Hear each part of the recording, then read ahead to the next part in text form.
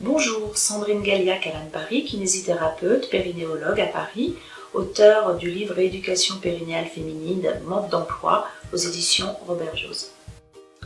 J'ai essayé la sonde PériFit et je trouve que ça va être un objet très intéressant tant pour la patiente que pour le thérapeute. Ça va lui permettre de travailler à la maison d'une façon ludique et non contraignante et ça va nous permettre à nous thérapeutes de vérifier le travail qu'elle aura réalisé chez elle. Et aujourd'hui, ça va permettre de faire perdurer les résultats de notre éducation.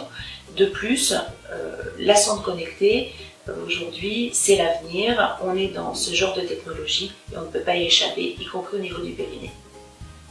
Le périnée est un muscle qui est tendu depuis la symphyse pubienne jusqu'au coccyx.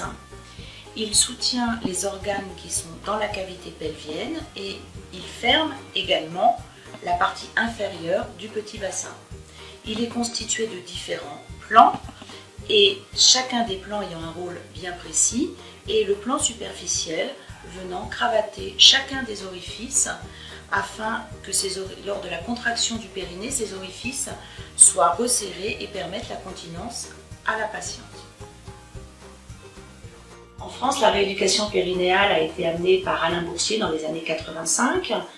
Et c'est grâce à lui que les kinésithérapeutes ont aujourd'hui l'autorisation de pratiquer des gestes un petit peu invasifs comme le toucher vaginal.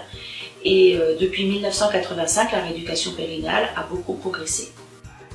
Aujourd'hui, il y a 3 millions de femmes qui se plaignent d'incontinence urinaire, ce qui représente une femme sur 5. Mais toutes les femmes ne vont pas aller vers une rééducation périnéale pour plusieurs raisons.